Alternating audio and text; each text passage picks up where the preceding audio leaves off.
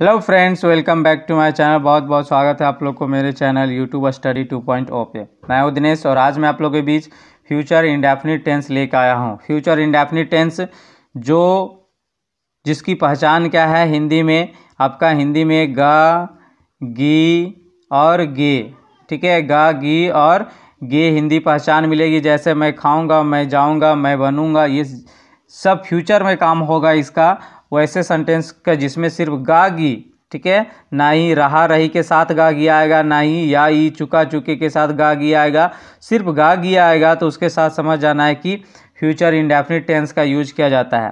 ध्यान समझेंगे। इससे पहले मैंने दो टेंस, प्रेजेंट इंडेफिनिट टेंस और पास्ट इंडेफिनिट टेंस मैंने पहले ही अपलोड कर चुके हैं। अगर आप उसे नहीं देखे होंगे तो डिस्क्रिप्शन बॉक्स में लिंक मिल जाएगी या आई बटन में उसकी लिंक आ रही होगी, आप उसे ज़रूर जाके देखें। देखिए, प्रेजेंट इंडेफिनिट टेंस और पास्ट इंडेफिनिट टेंस और फ्यूचर इंडेफिनिट टेंस, देखिए तीनों के साथ इंडेफिनिट लगा हुआ है। ठीक है, तीनों के साथ इंडेफिनिट, तो तीनों क्या होगा, मिलता जुलता होगा। सिर्फ एक प्रेजेंट में होगा, एक पास्ट में होगा और एक फ्यूचर में होगा। प्रेजेंट में जैसे कि मैं पढ़ता हूँ तो क्या हो जाएगा, आई रीड। मैं पढ़ा तो क्या हो जाएगा, आई रेड। और मैं पढ़ूंगा तो आई विल रीड। सिर्फ यहाँ वर्ब का खेलेगा। यहाँ पर प्रेजेंट इंडेफिनिट में आपका V1 और V5 का यूज किया जाएगा। पास्ट में आपका यही वर्ब V2 चेंज हो जाएगा। और यही यहाँ फ्यूचर में जब आएंगे तो विल या सेल के बाद यहाँ पर ही V1 का यूज किया जाता है। तो ध्यान से देखेंगे कि मैं जाऊँगा तो क्या हो जाएगा, I will go. I will go ये भी सही है और आई शैल गो ये भी सही है आपका। ठीक है, ध्यान से देखेंगे। पहले के ग्रामर या पहले के इंग्लिश में क्या होता था कि फर्स्ट पर्सन के साथ, फर्स्ट पर्सन कौन कौन है, आई और वी। फर्स्ट पर्सन मतलब फर्स्ट पर्सन के सब्जेक्ट के साथ, और फर्स्ट पर्सन के सब्जेक्ट कौन कौन है, आई और वी। इसके साथ क्या लगता था, सेल का यूज किया जाता था। लेकिन मॉडर्न इंग्लिश में आई और वी के साथ भी क्या लगा जाता है, विल का यूज किया जाता है। तो ध्यान से देखेंगे। तो यहाँ पर ही हम लोग स्ट्रक्चर पहले देख लेते हैं जो indefinite tense, future indefinite tense का है। तो अफर्मेटिव सेंटेंस क्या है, अफर्मेटिव का स्ट्रक्चर क्या है, subject plus will shall plus V1 plus object. उसके बाद नेगेटिव की बात करें, हम बोले थे कि वैसे सेंटेंस जिसकी हिंदी के सेंटेंस में कहीं पर भी अगर नहीं आ गया तो वो नेगेटिव सेंटेंस होता है। और नहीं का इंग्लिश क्या होता है, नॉट। और नॉट बिना हेल्पिंग वर्ब का, नॉट जो है बिना हेल्पिंग वर्ब का ये नहीं आता है। तो इसका हेल्पिंग वर्ब जो है मॉडल फ्यूचर इंडेफिनिट का क्या है, विल और सेल। तो उसके बाद ही ये नॉट का यूज किया जाता है। तो विल सेल के बाद यहाँ पर ही नॉट का यूज कर देंगे। जैसे मैं नहीं जाऊँगा तो क्या हो जाएगा, I will not go. Will not का शॉर्ट फुल फॉर्म होता है ऑन्ट, ऑन्ट। ठीक है, चलिए उसके बाद हम लोग इंट्रोगेटिव, जिसे हम लोग यस नो क्वेश्चन कहते हैं, यस नो क्वेश्चन भी हम लोग थोड़ा देख लेते हैं। यस नो क्वेश्चन, अब यस नो क्वेश्चन हम बताए थे कि हिंदी सेंटेंस की वाक्य में स्टार्टिंग जो होगी वो क्या से होगी, क्या से। अब जब हिंदी का सेंटेंस क्या से स्टार्टिंग होगा तो समझ जाना कि वो यस नो क्वेश्चन है। और जब यस नो क्वेश्चन है तो उसका हेल्पिंग वर्ब जो भी टेंस का रहेगा उसका हेल्पिंग वर्ब को आगे कर दिया जाता है। तो यहाँ पर विल सेल को हम लोग आगे कर दिए। उसके बाद सब्जेक्ट प्लस V1 उसके बाद ऑब्जेक्ट का यूज करेंगे। जैसे कि क्या आप जाएंगे, तो ध्यान समझेंगे। अब यहाँ पर एक पॉइंट है, क्या आप जाएंगे, तो यहाँ पर ही क्या हो जाएगा, विल यू गो। लेकिन यहीं पर अगर हम बोल देंगे क्या मैं जाऊँगा, तो विल आई गो क्या हो जाएगा आपका, गलत हो जाएगा। क्योंकि आज भी इंट्रोगेटिव सेंटेंस के साथ जब भी जाएंगे तो आई और वी के साथ सेल का ही यूज किया जाता है। तो ध्यान से समझेंगे कि आज भी, जैसे भले ही मॉडर्न इंग्लिश में अफर्मेटिव सेंटेंस के साथ सभी के साथ विल का यूज किया जाता है, लेकिन जब भी इंट्रोगेटिव की बात आएगा, मतलब कि क्वेश्चन वाला बात आएगा, तो आई और वी के साथ आज भी सेल का ही यूज किया जाता है। तो सेल आई गो ये सही होगा, विल आई गो आपका रॉन्ग होगा। तो ये चीज़ ध्यान से देखेंगे। उसके बाद देखेंगे WH वर्ड। तो WH वर्ड क्या है कि WH वर्ड उसके बाद विल सेल उसके बाद सब्जेक्ट प्लस V1 का यूज करते हैं। ध्यान समझेंगे, यहाँ पर ही मैं अभी इससे पहले बताए वही मैं नोट करके लिख भी दिया हूँ। तो क्या बोल लिखा है नोट में, सेल का प्रयोग फर्स्ट पर्सन आई और वी के साथ किया जाता है, लेकिन मॉडर्न इंग्लिश में आई और वी के साथ साथ भी विल का प्रयोग किया जाता है। अगर कोई बोल दिए कि आई सेल गो तो ये भी सही है, और आई विल गो ये भी सही है मॉडर्न इंग्लिश के अकॉर्डिंग, और आई सेल गो ये भी सही है किसके अकॉर्डिंग, तो पास्ट ग्रामर इंग्लिश के अकॉर्डिंग सही है। चलिए नेक्स्ट हम लोग देखते हैं। अब ध्यान से देखेंगे, लेकिन यहाँ पर ये जो मैं बता चुका हूँ, लेकिन इंट्रोगेटिव सेंटेंस के साथ अब भी मतलब आज भी वी और आई के साथ सेल का ही प्रयोग होता है। ध्यान समझेंगे, जो मैं अभी बता चुका इससे पहले।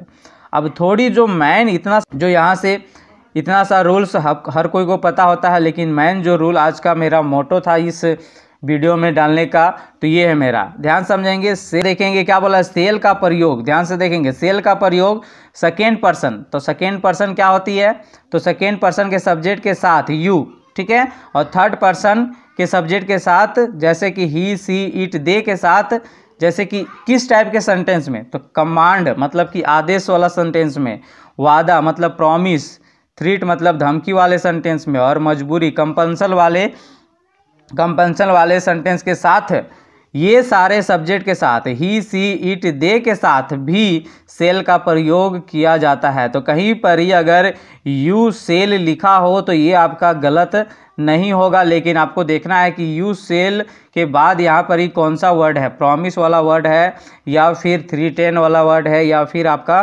कंपल्सन वाला वर्ड है। तो आपको ये ध्यान से देखना है। और इसी प्रकार बोला है, इसी प्रकार के सेंटेंस मतलब कि वादा वाला सेंटेंस, धमकी वाले या फिर मजबूरी वाले सेंटेंस के साथ आई और वी के साथ विल का प्रयोग किया जाता है। ये चीज़ आप लोग ध्यान देंगे, ठीक है। जैसे कि अगर हम कहीं पे बोल रहे हैं कि आई विल, तो ये तो सही है, लेकिन इसके बाद अगर यहाँ पर ये सेल भी यूज कर दिए तो ये भी सही होगा, ठीक है। आई के साथ विल भी सही है और सेल भी सही है। लेकिन अगर हम बोल रहे हैं कि मैं खाऊंगा, आई विल ईट, ये भी सही हो जाएगा। मैं खाऊंगा, आई सेल ईट, ये भी सही हो जाएगा। लेकिन जब धमकी वाला बात हो जाएगा, जैसे कि मैं तुम्हें मारूंगा, तो आई सेल बीट यू, ये आपका रॉन्ग हो जाएगा। आई विल बीट यू, ये सही होगा आपका, ठीक है। तो यही चीज़ यहाँ पे कहना चाह रहा था। जैसे कुछ एग्जाम्पल्स मैंने याद लिखे हैं, तो जैसे कि क्या बोल रखा है, यू शील लिव हियर एट वंस, ये क्या है, एक आपका आदेश दिया जा रहा है, ठीक है, कि you shall live here at once, मतलब कि तुम यहाँ छोड़ दो तुरंत, ठीक है, या छोड़ दोगे तुरंत, ठीक है, या यहाँ से तुम चले जाओ अभी का अभी, इस तरह का सेंटेंस है। मतलब कि ये क्या दे रहा है, आदेश दे रहा है कि तुम यहाँ से अभी का अभी चले जाओ। तब you shall live here at once. फिर इस सेंटेंस को देखो कि I will have to finish this work come what में, तो ये कैसा सेंटेंस आ रहा है, मजबूरी वाला सेंटेंस, कि मुझे ये काम करना पड़ेगा चाहे कुछ भी हो जाए।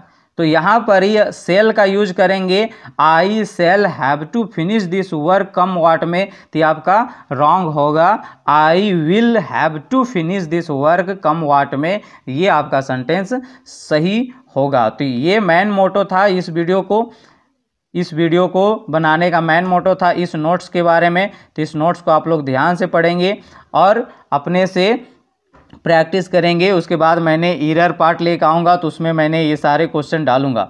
तो अब प्रेजेंट इंडेफिनिट टेंस को याद कैसे करें, तो ध्यान समझना कि याद कैसे करें, बहुत सारे स्टूडेंट प्रैक्टिस कैसे करें। तो प्रैक्टिस करने के लिए आपको एक वर्ड लेना है, जैसे कोई भी वर्ड लेंगे, जैसे कि अगर हम बोल दिए कि हम ले लिए पुट, तो पुट को आप ध्यान समझेंगे, इंडेफिनिट जैसे कि प्रेजेंट का इंडेफिनिट, पास्ट का इंडेफिनिट और फ्यूचर का इंडेफिनिट, इस तरह से याद करेंगे, प्रैक्टिस करेंगे तो आपको दिक्कत नहीं होगा। जैसे कि आपको प्रेजेंट इंडेफिनिट में V1 V5 का यूज करना है, इसमें पास्ट का और इसमें विल सेल प्लस V1 का यूज करना है। तो ध्यान से देखेंगे, एक वर्ड ले लिए पुट, और जैसे बोलिए मैं पहनता हूँ, आई पुट ऑन, मैं जीन्स पहनता हूँ, आई पुट ऑन जीन्स, मैं जीन्स पहना था, आई पुट ऑन जीन्स, यहाँ पुट का V2 पुट ही होता है, ठीक है। तो आई पुट ऑन जीन्स, मैं जीन्स पहनूंगा, I will put on jeans, ठीक है। उसी तरह मैं मैं क्रिकेट खेलता हूँ तो क्या हो जाएगा, आई प्ले क्रिकेट, प्ले ले लो, प्ले वर्ड ले लो, ठीक है। आई प्ले क्रिकेट, मैं क्रिकेट खेला था, आई प्लेड क्रिकेट, सिर्फ ईडी लगा देना है। अभी बहुत सारे स्टूडेंट को ये कंफ्यूज होगा कि V2 बनाए कैसे, तो V2 बनाने के लिए सिर्फ ईडी का यूज अभी करो, ठीक है। 90% मतलब कि अगर 10 वर्ड के साथ ईडी लगाएंगे तो 9 वर्ड ऐसे होंगे जो आपका सही हो जाएगा, ठीक है। 90% ऐसे वर्ड है जो V2 और V3 बनाने के लिए सिर्फ मात्र ईडी का यूज करके V2 और V3 बनाया जाता है। तो कोई भी वर्ड, जैसे कि हम प्ले ले लिए, प्ले मतलब क्या होता है, खेलना, तो मैं खेलता हूँ, आई प्ले, मैं खेला या मैं खेला था तो ईडी लगा दो, आई प्लेड, मैं खेलूंगा तो आई विल प्ले, ठीक है। आई विल प्ले भी बोलेंगे, आई सेल प्ले भी बोलेंगे, तो ये आपका दोनों का दोनों सही है, क्योंकि इसमें ना तो कंपल्सन है ना ही ऑर्डर है, ये कुछ भी नहीं है। लेकिन मॉडल इंग्लिश के अकॉर्डिंग आई के साथ ही जाएंगे तो बेटर होगा। अब यहाँ से कोई एक और वर्ड ले लो, जैसे कि अगर हम ले लिए क्या, बात करना, टॉक, ठीक है। जैसे मैं बात करता हूँ, आई टॉक, मैं इंग्लिश में बात करता हूँ, आई टॉक इन इंग्लिश, मैं इंग्लिश में बात किया था, आई टॉक्ड, ईडी लगा दो, आई टॉक्ड इन इंग्लिश, मैं इंग्लिश में बात करूंगा, I will talk in English. तो इस तरह से कोई एक वर्ड लो और इंडेफिनिट से इंडेफिनिट गुजरो, मतलब कि प्रेजेंट के इंडेफिनिट से गुजरो, पास्ट का इंडेफिनिट से गुजरो और फ्यूचर का इंडेफिनिट से गुजरो। उसी तरह जब कॉन्टिन्यूअस, प्रेजेंट का कॉन्टिन्यूअस पढ़ा देंगे, पास्ट का कॉन्टिन्यूअस पढ़ा देंगे, फ्यूचर का कॉन्टिन्यूअस पढ़ा देंगे, तो फिर आपको कॉन्टिन्यूअस गुजरना है, ठीक है। जैसे कि मैं जा रहा हूँ तो क्या हो जाएगा, आई एम गोइंग, मैं जा रहा था, आई वॉज गोइंग, मैं जा रहा हूँगा, तो क्या हो जाएगा, आई विल बी गोइंग। तो इस तरह के बनाने में आपको अच्छा लगेगा। तो आज का कॉन्सेप्ट यहीं तक रहेगा, मिलते हैं नेक्स्ट वीडियो में, तब तक के लिए गुड बाय। वीडियो कैसी लगी कमेंट बॉक्स में जरूर कमेंट करें, और जो नए होंगे चैनल को सब्सक्राइब जरूर कर देंगे। Good bye.